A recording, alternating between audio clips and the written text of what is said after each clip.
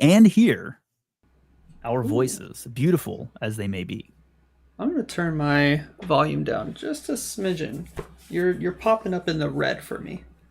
What do you mean I'm popping up? No, you're popping up in the red. Mine's green. I have green across the board. You're popping up in the red. Also, your head's like cut off here. Let me fix something here.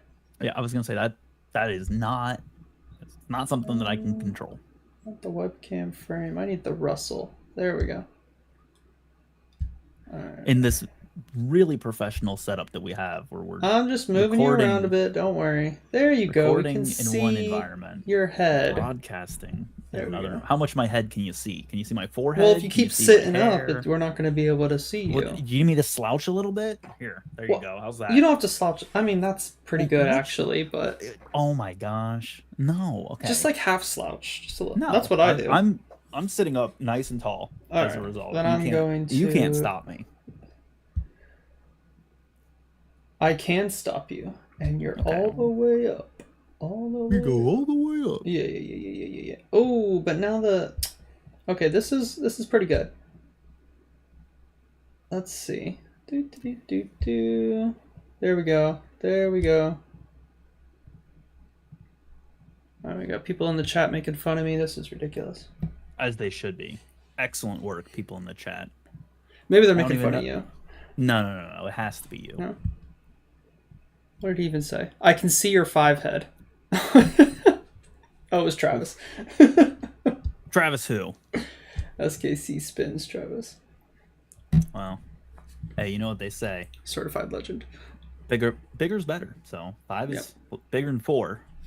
Means, No, hold on. What does that make Olivier Giroud's forehead? Is he like a 7 or an 8 head? Probably, yeah. But he's a handsome man, so it's all right. Well, yeah. I mean, he's got a forehead, of enough stature to go with his handsomeness. Right. Okay, we're ready. I'm ready. You're looking good. I'm looking okay. Let's get into it. Story of my life, Gavin.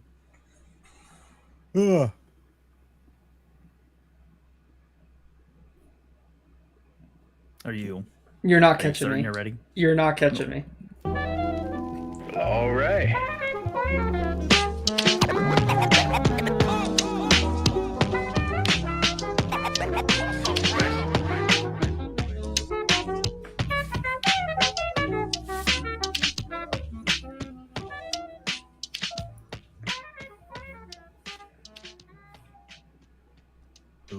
Hello, everyone, and welcome back to the MLS Now podcast. I'm your host, Russell. You can find me on social media at Mr. Dangerous, and remember, you can follow the podcast on social media at MLS Now Podcast.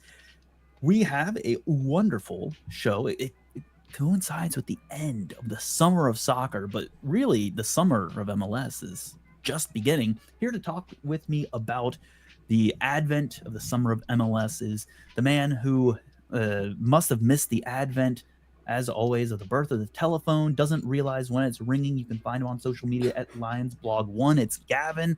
Hello, welcome to the modern age, Gavin. Hello, Russell. Hello. 'Twas a busy day today, as it tends to be, but yes, I did not pick up your phone call. Well, you didn't pick it up today. You didn't pick it up yesterday. You didn't pick it up the day before. You didn't pick it up the day before that. That is not true. You didn't pick it up on Thursday. You didn't pick it up on Wednesday. This is slander. It can't be slander if it's based in fact. Well, I've got the records to prove it. We'll tweet them out. We will see how many calls Gavin has dodged. Here's what we're doing. Of mine. Here's what we're doing. Yeah. I called you back today, first of all. Right, but you didn't answer when I called you. Thursday. The last time I picked up your phone call was Thursday. So you immediately were like, no, that's not true. And then you went back to last week, like 4 days ago, being like, look, the last time I answered your phone call. I did happen to miss Saturday, Sunday, and earlier today, Monday. So. Correct. And let's not forget Friday. Nope, you didn't call me on Friday. That hate is me. Baffling. Yeah. You hate me. Confirm. Honestly, the number of times that I sit there and I just say aloud to the universe, he hates me. when you don't answer the phone. I've been I believe it. traumatized I at believe this those point. words. Yeah, I believe you utter those. 100%. Oh, I do. Yeah, Well, or some variation. He hates me. If my wife is around, I say he hates us. He doesn't like us anymore. Mariah doesn't want us to be friends anymore. I mean, you can take your pick. Like the list goes on. I've had months going on years now of Gavin dodging my phone calls for me to get creative with these. it's the way we roll. Mm-hmm. Well, you didn't interrupt me today, so that was I was ahead of the curve there. So You were ahead of the curve there. sorry you We'll missed that fix that. opportunity. Yeah, we'll fix that next week. But Always, every you time. know, the good news, Gavin, is that we have quite a number of things to talk about, and that number of things isn't going down because, as I alluded to earlier, the summer of soccer is over. But put a little asterisk next to that because yes, Euros are done. Yes, Copa is done, Mm-hmm. but MLS has the secondary transfer window coming up. We have the Leagues Cup coming up. You have basically the run in, if you will, where we get to the end of the season and who's making the playoffs and who's, winning the supporter shield and who's clinching the dubious award of the spoon. All that will be hammered out in the later stages of summer going into early fall. Plus Open Cup. Plus Open Cup, that's right. That's right. We have the semifinals are scheduled. I think that's what it's not until next month that the semifinals Oh are my supposed to be gosh, played. they're August 27th. Yeah, I was gonna say Like it's a still month and a technically half. summer, right? What? But I don't know. still Not a summer. fan of that.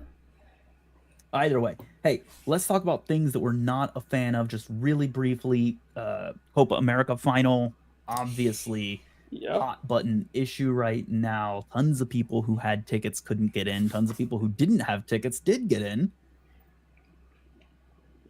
Yeah, Arsenal Seattle fan is in the chat saying Copa America chaos yesterday was ugly.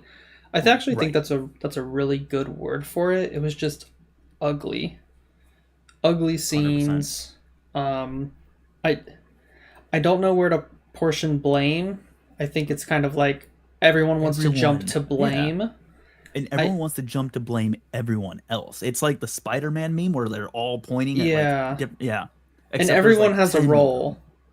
Yeah. I think CONCACAF has a role. I think the CONMEBOL stadium has a has a role. role. I think Stadium. CONMEBOL has a role. I think the A big fans role, have a if to be role. believed. I think the security has a role. I think the police force has a role, and the planning. It all culminated into this terrible, terrible moment. And not a big fan of all the blame being uh thrown around when it's just like You all messed up. we need to Every single person. we really need to look at how to avoid this again instead of pointing fingers. Yeah. Well, I am glad to be able to tell you, Gavin, that due to the parties involved and the track record that we have with them, I can guarantee you that there will be zero lessons learned from this. So, Literally. Is this a Arsenal Seattle fan in the chat said it's a preview of 2026? Do you think it's a preview? no. No? No, I don't think so. And I'll say that more because I think the US being a primary hosting country is going to have a little bit more of a tight-fisted control. Like I don't think CONCACAF and CONMEBOL are going to be as involved, right? So US it's soccer FIFA. yeah, FIFA's going to be involved, which that's its whole other whole other issue there. Mm-hmm. But it will be I think a little bit more even, and it's not like the US doesn't know how to have high profile events, right? I mean, we've historically seen a lot of very successful high profile huge events happen in the United States in prior years. But and I've heard that argument a lot. Soccer is a different animal when it comes to high profile events. It is, but I don't. Like the fan violence is just on another level. But we've seen plenty of violence within various other things. Just plan for it to be, riot conditions. We've seen tons of riots in the US. Like, we know how to plan for hostile environments. It happens every single year around election time. but we don't know how to deal with it in sport. The worst that happens at an NFL game is 3 drunk people get in a fight, like in a couple of different sections. It happens every game for sure. The videos are hilarious.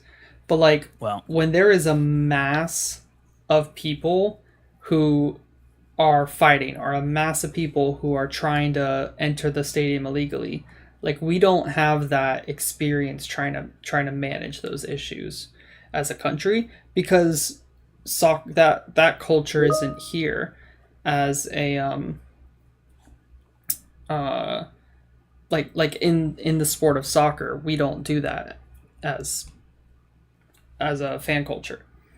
What I can tell you we do have, Gavin, is we do have a heavily militarized, to a needless extent, police force that I'm sure will be very involved with the World Cup. Yes, and a lot more planning will have to be used on that front. And I think if nothing else, right, this will be looked at as a, hey, just so you know, this is what happened 2 years ago. Please be aware that you may need to deal with huge swaths of people trying to break into a stadium. Yeah. Yep. And it's so very ugly. Yeah. It's only going to take one incident at World Cup for it to ratchet up to 11, and I'm optimistic that they recognize that in advance and say, we have the resources and now the heads up to be able to do something about that. So no, I don't think it'll be a preview.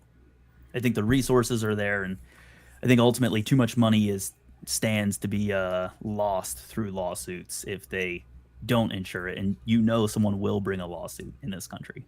Oh yeah. Arsenal Seattle fan also said the turf wasn't good. I believe for the World Cup they have to be grass. Yes. So, although maybe they're just saying like the turf in general, like maybe the grass wasn't good. Maybe that's what they're saying. But either way, I think it's got to be grass and it's got to be up to standard. I think the tournament in this case, they did not adequately plan for, nor did they really expect the amount of play that some of these stadiums got. And again, I think World Cup, what some, like, for instance, MetLife, right? What matches MetLife is going to have. So far in advance, you can get all the sod pre-ordered. Like, FC Cincinnati just replaced the field in following up the Kenny Chesney concert. They took 2 days. They completely tore up the field going into the concert. Concert was done, did a quick tear down, did an entire process to lay a whole brand new field. And like, that takes time, because you have to tell some sod farm, I need an entire stadium worth of this type of sod, and I need it to be healthy, and I need it to be grown, and I need it to be ready for these conditions at this time of year. Yep. Spot on. 2 years is plenty of time to be able to prepare for that. Yep. Oh, well, stadiums have been announced, 2 years now? So 4 years. Yeah. 3 or 4 years. All the time in the world to do this. Yeah. That said, the staff writer for Cincinnati did a wonderful article about that changing of the actual field at TQL. So if you're bored one day, because it's a very long article about grass, and if you're bored and you want to learn about grass, there's a great, probably like 15-20 minute read on the FC Cincinnati website. That's funny. All right, that's a long time on Copa America. Did you have a big story you wanted to hit on, or was that it? I mean, I don't know. Messi got injured. Are you panicking? I'm not panicking. Just. Are you worried? Do you think he's out for the year? No. This is purely speculative. But no. I think it's just one of those that got real swollen and looks worse than it is. Maybe out for a month or two, but not out for the season. So gonna miss Leagues Cup, but probably, yes, probably. Which would he have played in Leagues Cup anyways in the initial rounds? I would have hoped not. They probably would. I would have think they would have given him a rest off the back of Copa America. But He's the cash cow. He's Lionel Messi. Maybe he wouldn't even have wanted to rest. I don't know. So, but yeah, he definitely looks out for a little bit. Swollen ankle. Hopefully just like hopefully just a sprain, not a fracture. Right. But yeah, it was pretty ugly. Hopefully not a tear, nothing like that. And it's not like the tackle was bad. It was just like I don't think it was even a tackle. If you go and you watch the replay, just a block. No. It was prior to that, because there was a good clip of it that someone had posted onto Twitter/X showing the moment when it happened, and like that ankle rolls and goes in a direction it is not meant to go.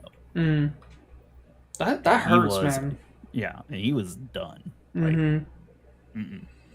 I've rolled my ankle, not exactly like that, but I've rolled my ankle to where I did keep playing, and that was probably like a bad idea, because I literally, once the adrenaline wore off, I couldn't put any pressure on it. It hurt so bad, and it did swell up. Not as bad as that, but it did swell up similar to that, and like I couldn't walk for the rest of the day.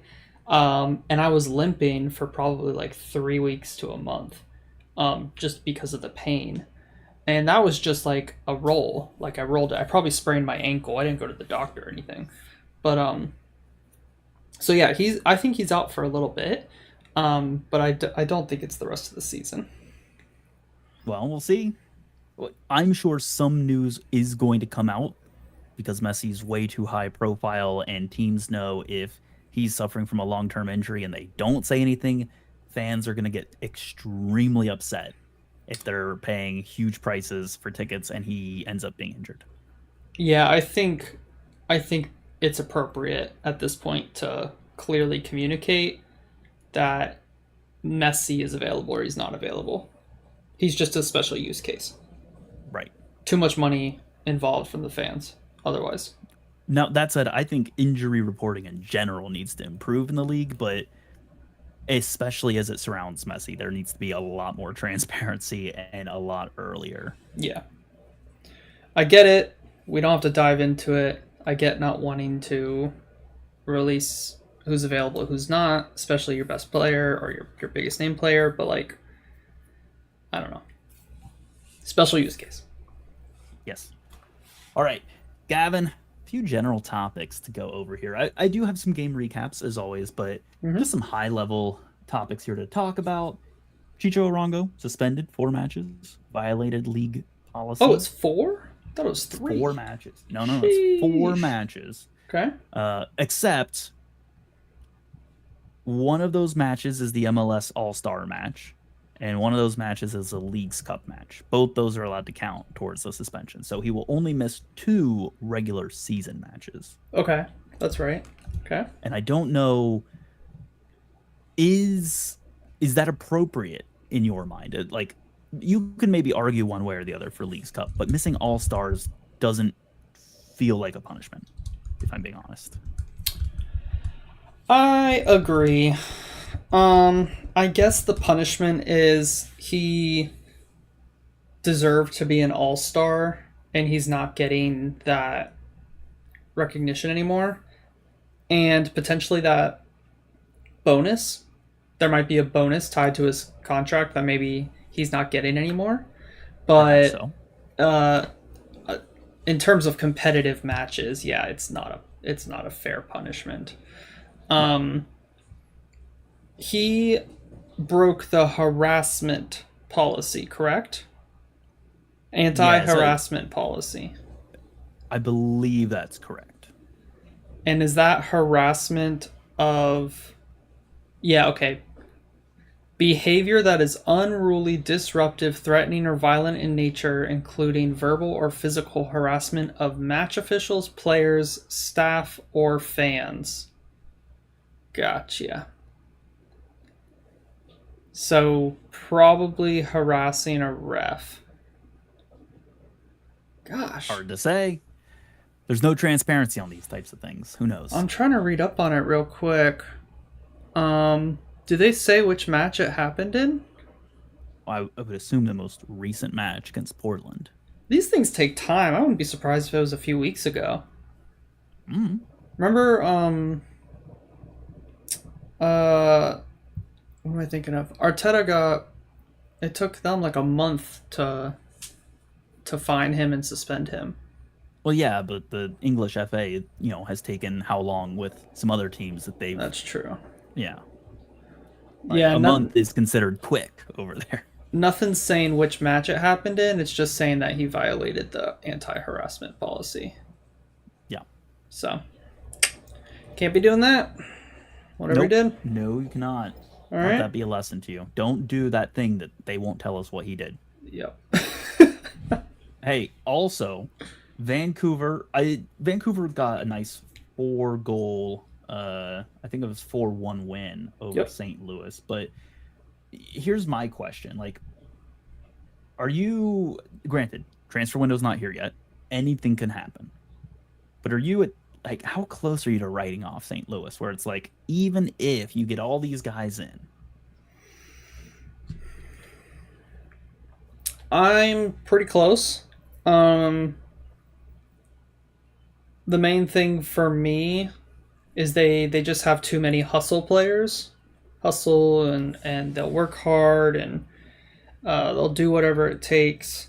But I feel like they leaned too much into that and they don't have the guy that's going to score the goal or make the assist or make that final dribble or play. And even with Joao Klaus, like, he has a bit of that quality, but I feel like he's better with receiving service. Would you agree? He's not the guy who's going to go and be like a Cucho who can create his own goals, or Diego Rossi, or I don't know, other players, Carlos Hill, Mukhtar in his prime, that sort of thing. Joao Klaus is, I think, a strong finishing spear point type player. But he is not. He's not the guy. They need another 2 guys who are going to go out there and be creative and take a man or 2 on and make something happen. And it's too much just that hard work, effort, mentality. And once that goes away and the quality isn't there, it's like, ugh. And we saw that against Vancouver, I think. Those were my main takeaways from the match. Yeah. Well, but they have a few players coming in. I'm going to hold off just to answer your question. I'm not fully writing them off yet. But until those reinforcements come in, they will be on the opposite side of my money line. That's fair. Very fair. Other topic to consider here, Dallas with a win over LA Galaxy. This kind of hits a trend for the weekend as a whole, where a lot of teams that you would expect to do well and win ended up not winning at all and not even really being close to winning, which Galaxy, again, I think both of us would have said, oh, that's a lock over Dallas. Felt like it, yeah. Well, turns out 2-0 win for Dallas. So, which they've shown signs of life as well recently. Since firing Estevez, they've had ups and downs. Yeah, I think they're like 2 either 3 wins, 2 losses, or 2 wins, 3 losses since he's left. So yeah, signs of life for sure. I was surprised by this result. LA Galaxy have kind of been on a bit of a stumble, it feels like. They are loss-win-loss right now. And it wasn't a very convincing performance in their win against Minnesota. So, yeah, not great from them.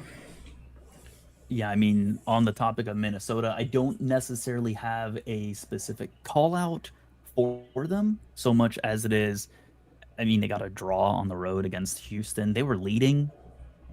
It never feels good to give up a goal in the mid 80 minutes, right? Like, that kind of sucks. I know Maddie in the group chat had a very, very brief but very accurate correspondent corner. Yeah, I'll call that out in a second. I think just with this match, I think Houston got a little unlucky. There was a penalty claim that I'm not really sure why the ref didn't call it. I think it was Aliu gets in. He rounds the keeper. The keeper's arm. The keeper makes clear contact with Aliu, hits him on the hip, and Aliu goes down. And to me, it's a penalty. I don't think he went down too easily. I don't think he was looking for it. I think he genuinely got taken out by the contact.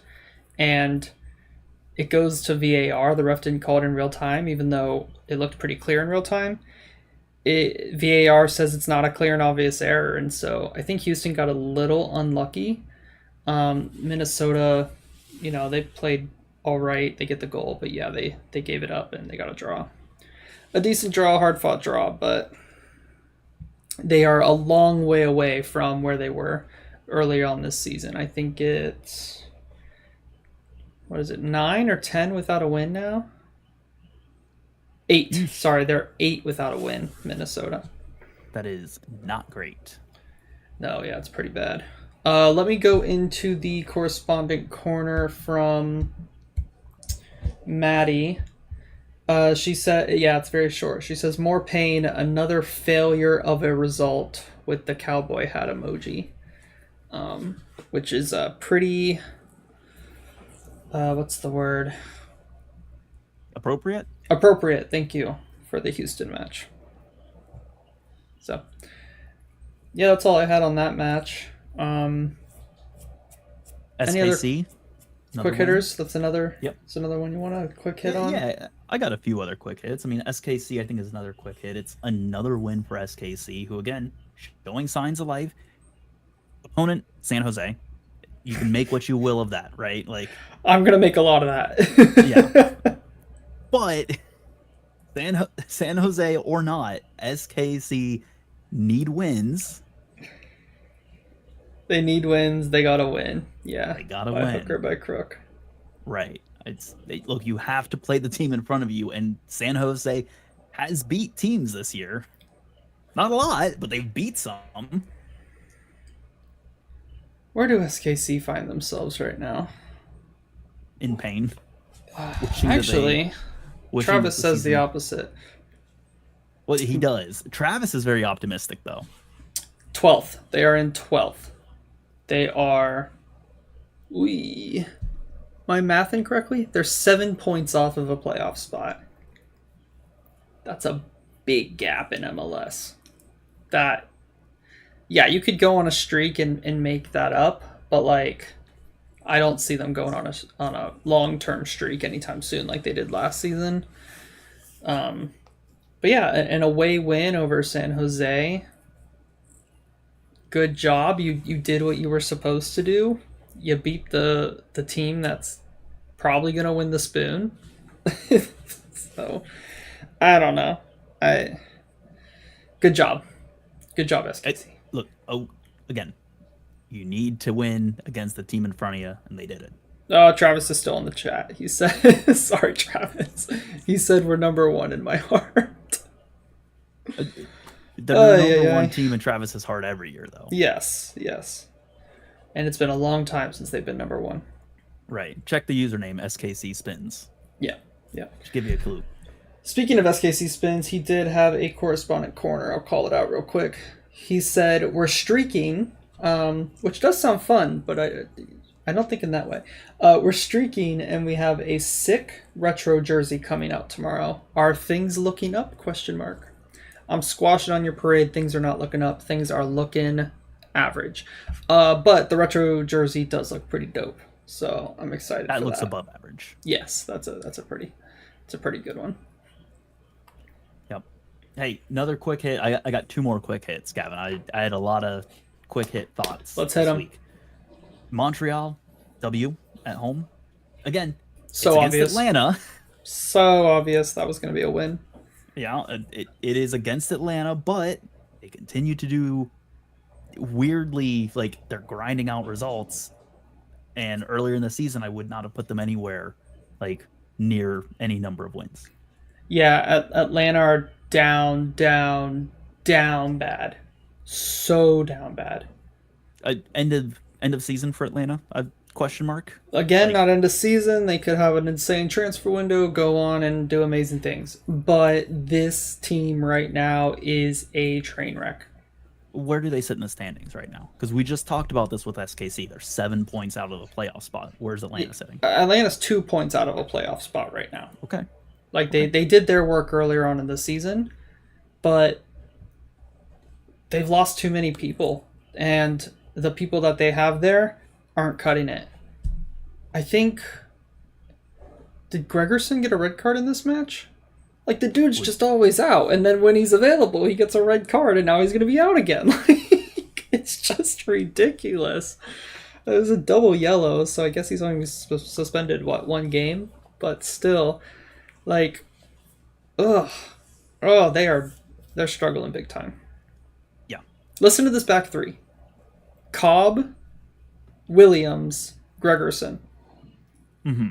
Lennon on the right, and Hernandez on the left. If you do wingbacks, like, that is not good. And I've been saying that all season. We've been saying that all season. They're lacking in defense, and in attack, they've lost all their pieces. Yeah, and it didn't win this week, so continues to not work. I also got to watch them against Indy 11 in the Open Cup midweek. And that cemented my pick for Montreal to win this game. They were terrible in that game. That was not a good game. Now, granted, Indy 11 played well. I mean, they played Atlanta out of the park, but yeah, that was... It's rough. Oof. Props to Montreal. Hey, yeah. Last question, and this is just a general statement based on how this team has been doing this season. Is beating Philadelphia the get-right game for basically everyone this year? Just about, yeah. That sounds about right. I mean, reputationally, people still say, like, Philadelphia, can't take them lightly. They've historically been a good team. And I would say that they haven't had sustained poor performances. So it's like, to your average MLS fan, if you say, oh, they beat Philadelphia, it's like, hey, that's good. That's a good win. Yeah. Philadelphia, they're bad this year. Philadelphia and Toronto both went into this game on 9-match winless streaks. Both teams did not win in the last 9 matches. And Philadelphia's on number 10. So, Toronto, they're feeling good. They ended their streak. They won at home against probably the most or the least formed team in the league, even less than San Jose. So, Philadelphia are down bad. And if I look, they had a win. You're so annoying. They had a win May 18th against New England. Ooh, New England. Ooh. Their last win before that was April 7th. Dude, 6 more days and I would have been like, you're kidding me. Like, you're annoying even more. That just registered. Oh my and gosh. Philadelphia's up against New England next. So, hey, maybe that's their get-right game. Maybe. Yeah, but, okay, but New England have been, like, okay as of late. Not good, but okay. They've been okay. Orlando, we're lucky to catch them when they did. They've got a lot of injuries right now. Ton of them. Yep. A metric ton of them. Which I think, Gavin, that's all my quick hits. Do you want to maybe talk some game recaps just here? Yeah, let's do a real couple quick? more. Yeah, Okay. a little bit more in depth. All right. So, as always, got some titles here. Let's see if you can guess correctly. Roaring Back to Life. Okay, that's obviously Orlando. I made that one too easy, didn't I? Yep. Low hanging fruit. Yep. Yeah. Okay. How about this one? Cut down to size.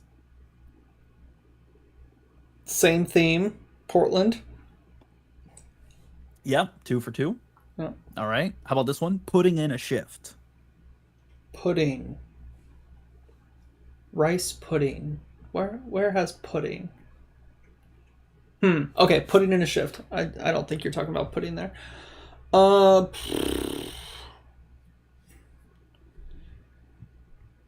Can I skip? What's the last one? The last one is big game hunting. Okay, that one's got to be Columbus LAFC. That one is not Columbus. Okay, then the one before is Columbus LAFC.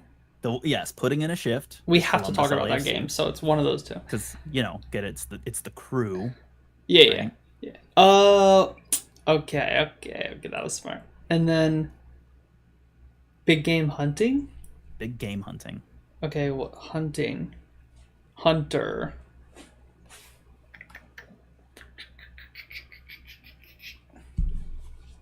I have a good alternate title for this one, but I think it would make it way too easy. Charlotte? Correct. Cincinnati, yeah. Charlotte? Okay. This was Cincinnati, Charlotte. The alternate title was going to be God Save the Queen City.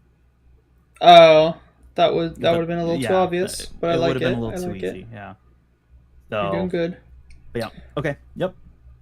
Those are our 4. Where would you like to start? Let's go in order. Let's start with the Orlando win. The hilarious thing is I read these out of order from my notes. Oh, yeah. Okay. So roaring back to life. Yep. New England 1, Orlando City 3. I think you had a very good lead-in point for us to talk about here. Orlando did catch New England in the middle of an injury. I don't know if I would say crisis, but it's definitely they're suffering right now for players. I would call it a crisis. I mean, they're missing Barrero, Heel. Oh my gosh, who else were they missing? Are they missing both heels? I think so, actually. Why am I blanking? They had like a ton of people out. Dang, They had to. They pull up the started availability report. They started McNamara, and I think he was questionable for the match as is. Hold on, let me find it. Okay. Carlos and Nacho Heel, Nick Lima, Barrero, Chancale, and then questionable was Boateng. Noel Buck was questionable. Mark Anthony Kay was questionable. He came off the bench. And then Tommy McNamara was questionable, and I think he started. Like, they were just down to, like, the bare minimum, like, Vrioni. Like, all they had was Vrioni, who, actually, I thought played pretty well. I think he's finally finding himself in this league this season as an individual, but the team just has been struggling. So, but yeah, we caught him at a good time. We finally also, like, we're in good form as well. We're I see that. We are getting our threats closer to goal. We're not playing Facu Torres at left wing back anymore. Crazy how when you put a winger in front of the net, he might score a little bit more often. I'm stunned. Yeah, crazy thought. We're not trying to shoehorn Nico Ladero and Luis Muriel in anymore. We're taking them off the bench, and everything's working just fine. Even without Duncan McGuire, he's off to the Olympics.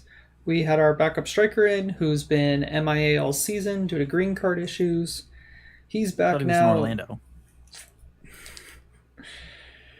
And he scored the second goal to make it 2-1. The game You're winner. not even going to give that to me. I'm not.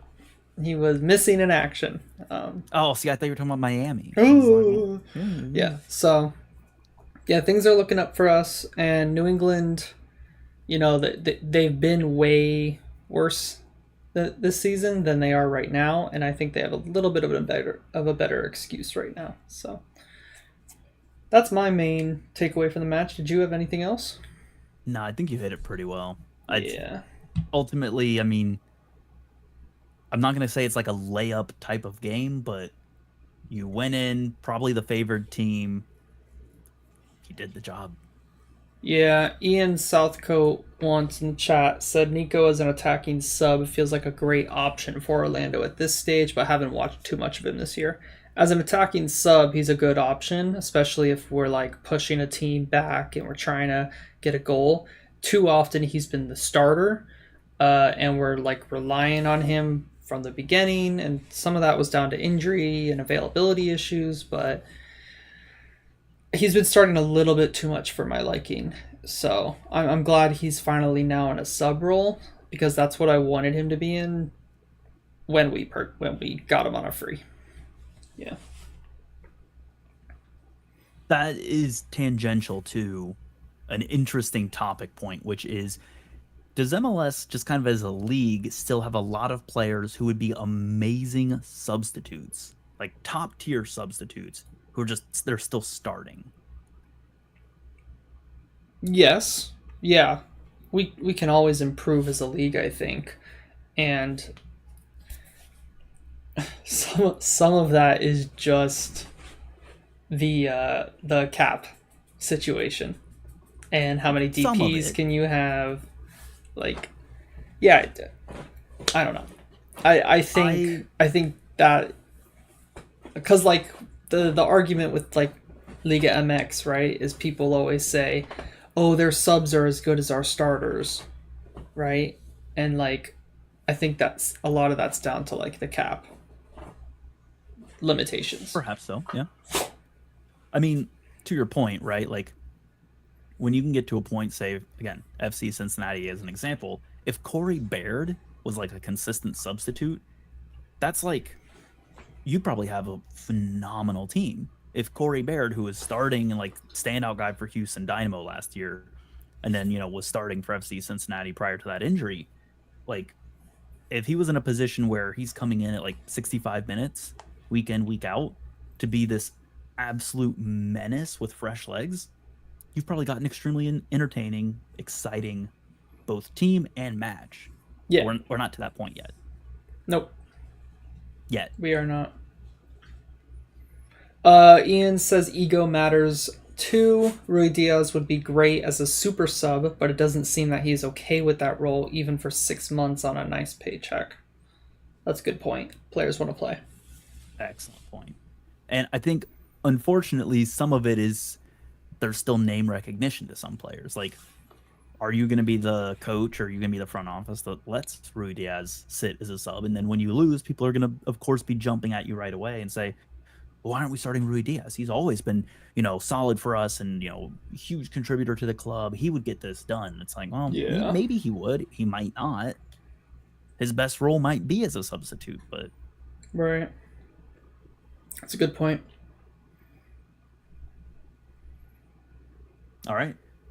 Sorry, little tangent there. Gavin, where do you want to go next? We have 3 more matches to kind of talk more in depth about. Let's hit on this LAFC Columbus match. What a freaking game. Man, I appreciate that you hate dessert. You don't want to save the best for last. You want to have this as an entree. Yeah. So yeah. that's well, okay. Well, I'm going to go ahead and just start this off by saying this game felt like it was over to me in like the first half at halftime. Yes. And I was one part shocked, and in another way I'm not that shocked because, like, how good of a coach is Nancy? Like, he does this every so often where he just goes in and his team just completely dunks on a team that's really good. I think Columbus are reaching their peak right now. Like, I think we're starting, like, I don't even think last season they hit their peak, even though they won the cup. Like, we all talked about, like, their defensive issues, and they just kind of got away with that to some extent. Now I feel like they're even more of a complete team, and I think they're peaking.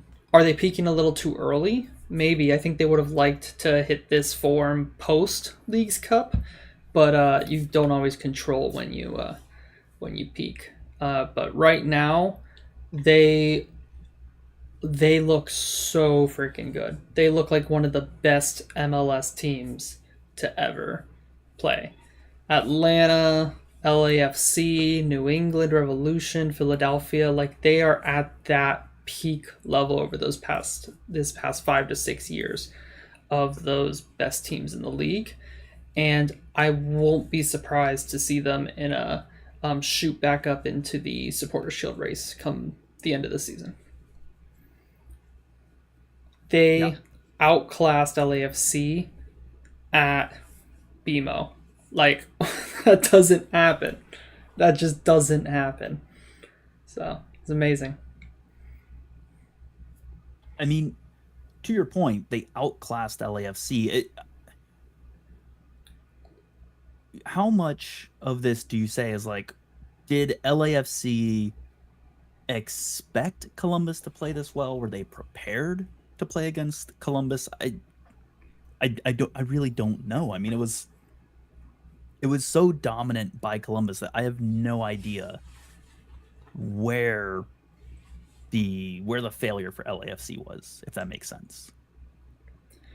I'd probably have to watch the game again to see exactly how Columbus did exactly what they did. I don't know if they made any specific tweaks for LAFC.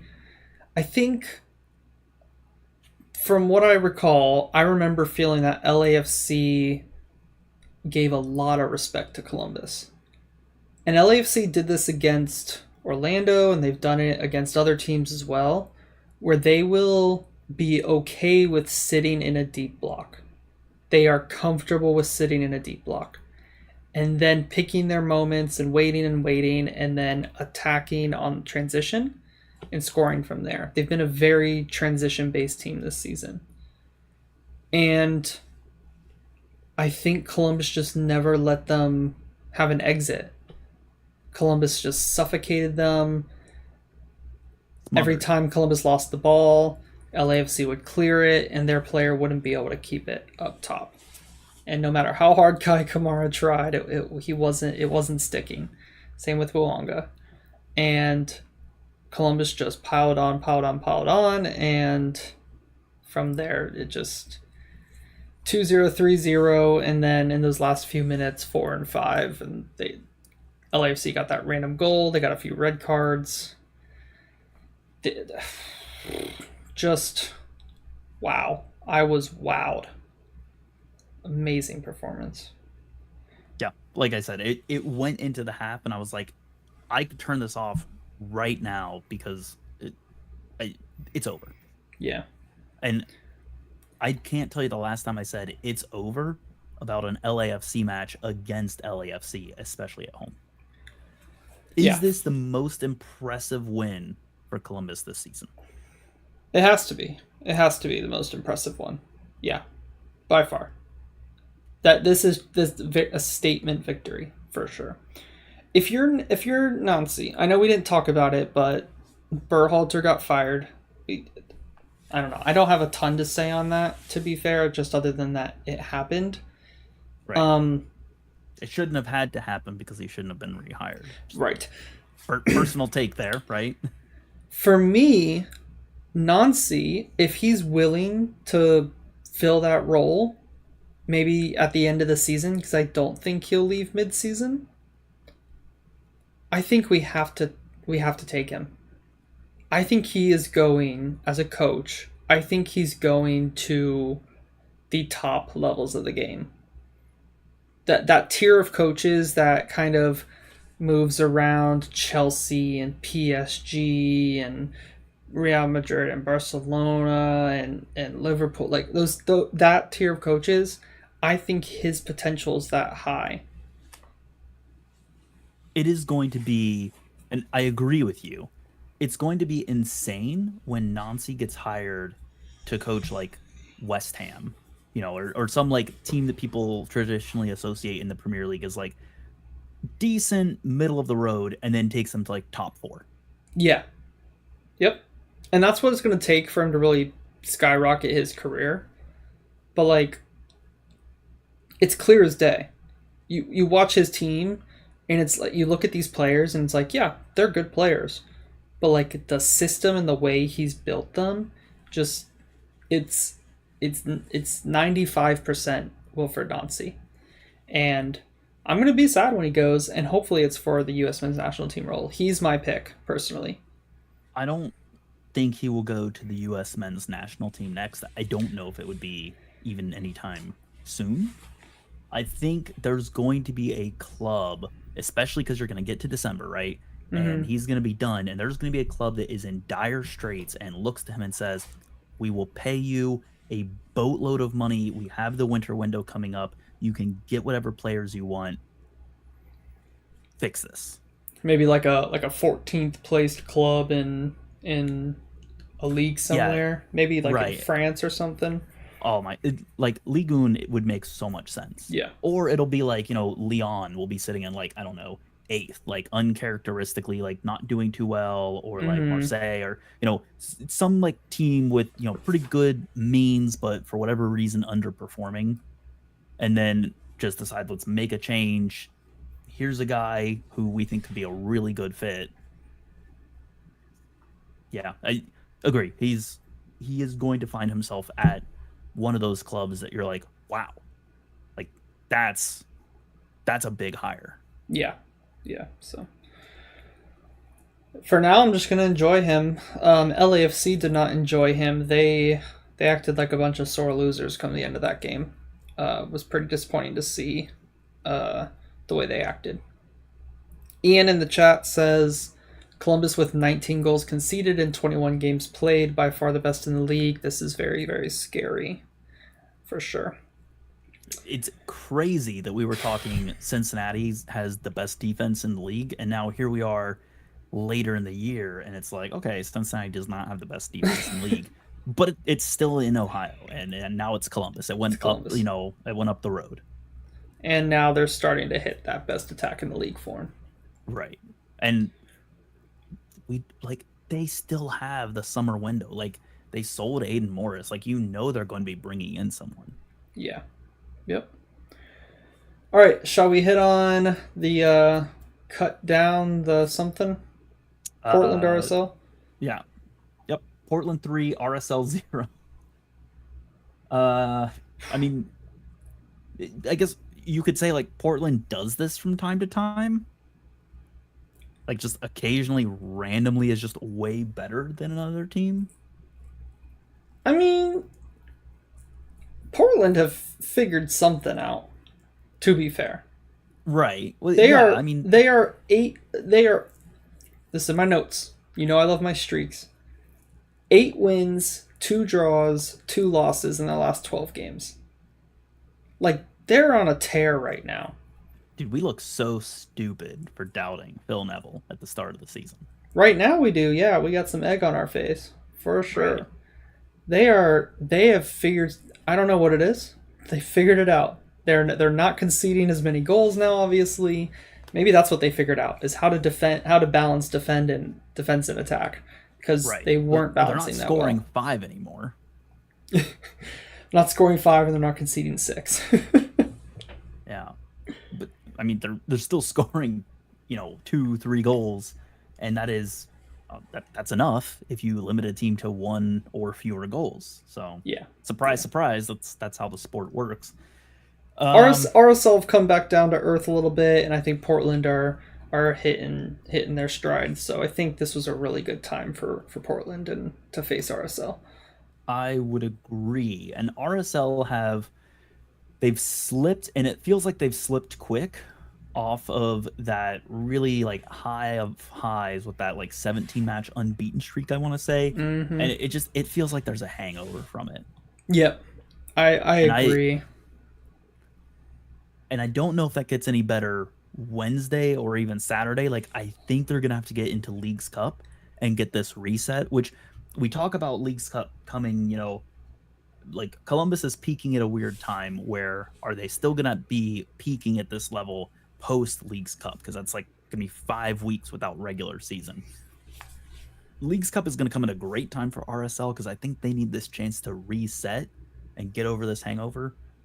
It's going to be very interesting to see how a lot of teams, for that matter, not just RSL, not just Columbus, handle Leagues Cup. Where do they reset and refocus, and do we see a complete shift in how teams are performing on the other side of this? Because it happened last year. It happened to RSL. We were saying they were going to win the West last year, and then they came out of it, and they just were terrible. They struggled for the rest of the season. Yeah. And we looked like idiots again. It's the brand for us at this point, is saying something on a recording and then immediately being proven wrong in the near future. Yep. RSL, they've just been a little bit inconsistent. Not a ton. It's 2 wins, 2 losses. in their last 4 games. But yeah, I don't know. Something does feel a little bit off with them.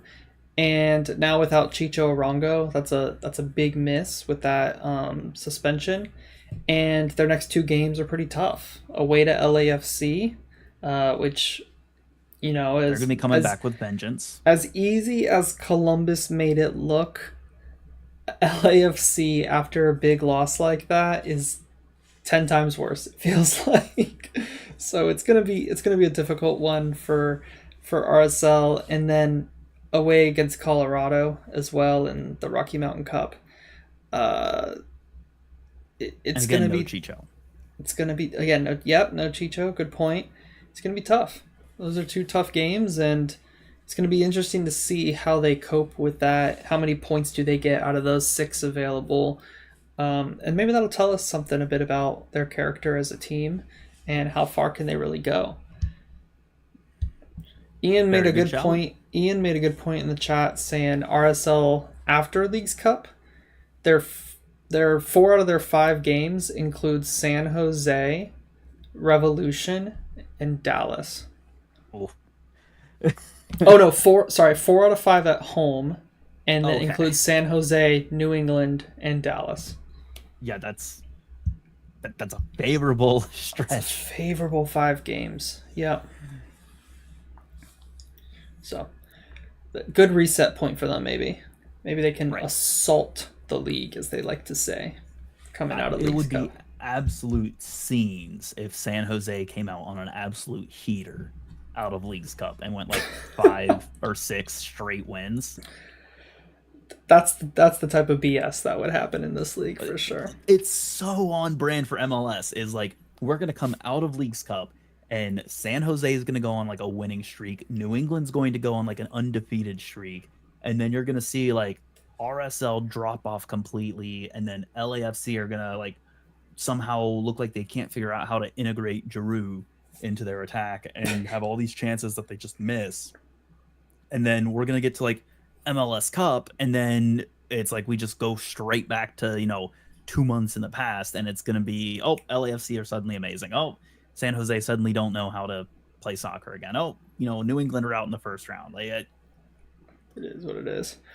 Hey, we do have a RSL correspondent corner from Mike.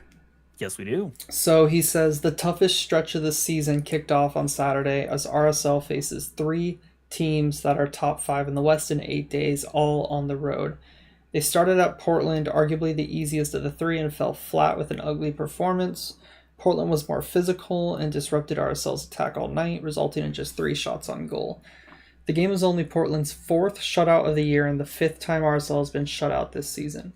Now the road forward gets even harder as Andres Gomez will miss the LAFC match with the yellow card accumulation, and Chicho Arango did something to get suspended for 3 games, which is a massive way for a captain to let down his teammates. The fact that not even Mike knows the details on what Chicho did, that makes me feel a little bit better. This league is Just a little as bit. transparent as mud, Gavin. We know this. Yeah, that's a good way to put it. So props to Portland, huge win, and LAFC definitely looking like favorites in their matchup against RSL with Chicho and Gomez out. Yep. All right, one more. We will see. Ugh, don't remind me. Your turn. What happened? What happened at home against Charlotte? I Do gotta share. tell you, Charlotte had maybe the most clear way of playing against us. Like, every single one of those goals that Charlotte put past us looked easy. And when it looks like you're getting picked apart with 0 effort, I think that is your tactics got figured out and your players got figured out. I think Dean Smith, I think he got one over on Cincinnati. It was painful to watch. I mean, again, every single one of those goals was like, guys, like, how? Come on, how do you get scored on like that? And you know exactly what I'm talking about. You're sitting in the stands Yeah. and you're just like hand on your head, like, Why? Like, really? Again, you're left speechless as to why a seemingly like obvious run, or why the clearest pass with a guy looking to run into the box and someone just doesn't move, doesn't mark him. No communication there. Yeah, it's been happening for Cincinnati. I mean, look, Miazga is very clearly the person who handled a lot of the communication on that back line. Mm-hmm. Robinson assuages some of those issues, but clearly does not fix all of them, and that got picked apart for Cincinnati. And now as well, Robinson is suspended, being sent off in this match. So they would have normally had Robinson for the Chicago match and then would lose him for the Olympics, and now they don't even have him for the Chicago match, unfortunately. Yeah. What about Charlotte? Tell me, like, Charlotte played pretty well, all things considered, right? Charlotte played with a very clear identity. They knew exactly where they wanted to attack the Cincinnati backline, and they made extremely efficient use of that. They knew what issues, like, they recognize that set pieces are not a strength for Cincinnati. We've performed poorly on them all year. They know who are the weak links in the defense, and they attacked them all night. They didn't attack down like Yedlin's side. They didn't try go charging in like one-on-one. Like, they were very clear and specific about which center back they were going up against, and it wasn't Robinson. Yeah. So, yeah, I mean, just overall, like, I would say extremely well coached from Dean Smith. Yeah, I was just about to call out Ian's chat. He said Dean Smith is one of the best coaches in the league. It's hard to disagree with that. He is a really good coach with a team of largely players that you and I, Gavin, like to refer to as supporting cast players. And if he's ever given a team with supporting cast players plus players to actually support with that supporting cast, Charlotte will look very different. Yep. And very scary. I agree 100%. There's something missing. And I agree with you. It's that killer piece. Because they got a great defense. It's just the offense that doesn't always catch up. Yeah. Well, kind of go in bits and spurts. On this night, the offense did great. And unfortunately, the offense for Cincinnati just never really got out of second gear. I mean, they got close, but goals kept coming back. They didn't really ever seem to find the way to break down and get through Charlotte. And again, it's emblematic of Cincinnati for a lot of the season, has been that when you stifle Cincinnati and force them to try and play through you, Cincinnati hasn't always been able to do that. I mean, you have Lucho, right? Really good, excellent, creative player, can make magic happen. What else do you do? What else do you have? Yeah. Yep. Okay. Let's do the last correspondent corner. Chicago Fire. Tim says, so just a reminder for everybody, Chicago Fire were at home against New York City FC. They got a 0-0 draw. So Tim says they get a point, but in 90 minutes, that boring. Does it even count as a game? The Fire haven't scored in 2 matches, and that's kind of an issue as they face Supporters Shield leading FC Cincinnati and Inter Miami in the next week. Fire are 4 points out of a postseason spot, but this week could be the week that Fire fans' hopes are doused. I like that end statement. With the doused. Nice. That's good. Nice use of imagery there. Yeah. Okay, other than that, maybe some quick hitters. Toronto fired, or I don't know if they fired him or if they just... I think it was a mutual termination. Or maybe he just retired. I don't know. Bill Manning leaves Toronto as president with no backfill announced. So they are down a key leader in their executive structure. Toronto FC is. Portland signed a center back, Finn Sermon. 20 years old. He's going to the Olympics with New Zealand. So if you see New Zealand on, and look for Finn Sermon, and that'll be Portland's new center back. I don't know if he's a starter for them or not, but should be interesting to see. Let's see. Brian White is going on a tear. I don't remember the exact stats, but I think he's scored in each of his last 4 or 5 games or something like that. So he's been in really good form, as he likes to randomly do sometimes. He has been. But this is the story of Brian White. Yeah. He does this every season. He overperforms by all stretch of the imagination for a very specific part of the season. And it's just usually that part of the season isn't when it matters for Vancouver. right? If Brian White can just keep this pace between now and December, that would be great for Vancouver. But I just historic hasn't. Yeah. Yeah. Agree with that 1000%. Similarly to Brian White, another streaky player, Ian in the chat says Jordan Morris, 9 goals in 11 games, all competitions, mandatory Sounders stat of the week. Hard to disagree. And then Montreal signed a English defender, Tom Pierce, 26 years old. He was a free agent, made 105 appearances with Wigan, with most of them in League One. Not necessarily some in the Championship, but most of them in League One. So we're getting a League One level defender. It'll be interesting to see how he stacks up in MLS. If he comes in and he's a starter and he's one of the better players in the league, I'm going to be a little frustrated, but because I think we're championship quality level. But it'll be interesting to see. I think that'll be an interesting comparison. So Tom Pierce with CF Montreal. Those were my quick news items to round us off. Fair enough.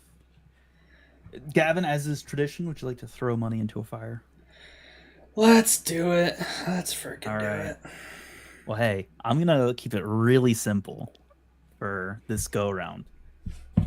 It's time. Gavin, I am doing the O Canada. Okay. You love this Canada one. Bet. You love this one. I love the O Canada Bet. And I think legitimately it makes sense this week. Because I'm looking at it, right? Mm-hmm. You have Montreal away at Red Bulls. Red Bulls have been not effective at all recently. Montreal were able to add this center back because the window's open for them right now because of the weird federation thing going on. So these Canadian teams were actually able to add players before US based teams were because of the difference in Canadian and US based transfer windows, because it's at the federation level. It's not by MLS. MLS doesn't make the rules of when you can sign players. That's the Canadian and the US soccer federation. That's the final say so rests there. So Canadian teams were able to start adding these players. So Pierce in theory could play, right? Yep. But also just Montreal have been effective. Toronto against Miami. Miami were extremely hot, had a very important bye week. They're not going to have Messi anyways. I don't think they're going to have Suarez anyways. Jordi Alba will be back, sure, but I just, I think Miami's going to come back down to earth, and Toronto had a really important get-right match, and they look like they, might have a little bit of momentum and spirit and belief in themselves again.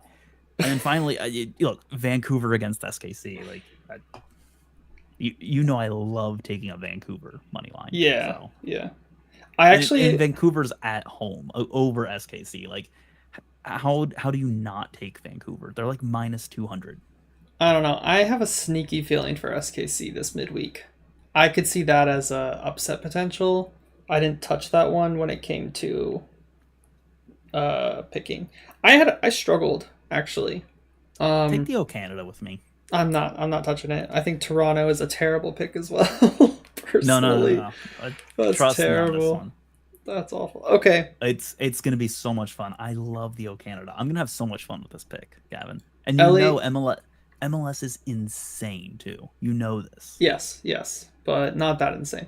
LAFC to beat RSL. That one's Okay. the one I'm most nervous about, but I think they'll do it. Seattle to beat St. Louis. Seattle are 4 wins in a row, 6 games without a loss. St. Louis are down bad. Yep. And Vancouver SKC over 1.5. I was certain you were gonna take Columbus over Charlotte, if I'm being honest. I have them in a couple others, but I didn't want to do it in every single All right. one because if they manage to mess it up, like they did to me this week, then yeah, I'm gonna be upset with Well. Dean Smith. Hey, Gavin, if I hit this O Canada bet, for the record, the odds on this are plus 4,000. 1,000. That's worth like $10 just cause instead of a $5.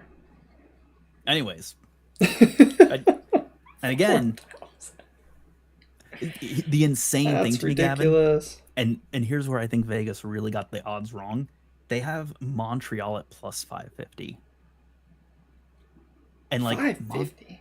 I know, plus 550, and that's the one like where I look at that and it's like Montreal are better than plus 550. Especially against a Red Bull side that okay, yeah, they got Lewis Morgan back, but like They're they still have been- without Forsberg. yeah, still without Forsberg. They've been in a rut. And this seems to happen to Red Bulls every year, is they just go in this long rut. Mm-hmm. 550 is kind of insane. And it's midweek. Mm-hmm. Yeah. Wednesdays are insane.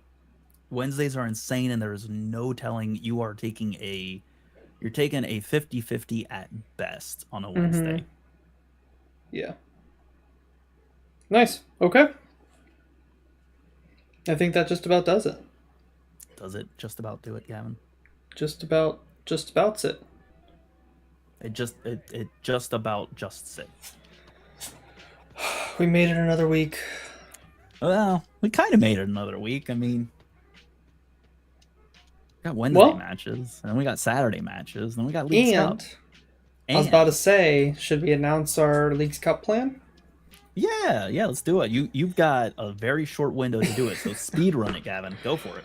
Daily Leagues Cup is coming back. The Daily Leagues Cup date coming back on MLS Now podcasts. We're going to do a fun little draft this Thursday, so stay tuned for that. David, Bryce, Russell, and I. That's all I'll say. We can talk about it more on Thursday, but yeah, from my end, till next time, Russell, you can do your spiel. My spiel is, as always, you can find the podcast on social media at MLS Now Podcast. You can also find us online at mlsnowpodcast.com. You can find Gavin on social media at LionsBlog1. He won't respond to any of your messages, just like he won't respond to me when I call him. And you can find me on social media at Mr. Dangerous. Gavin, listeners, till next time. Till next time.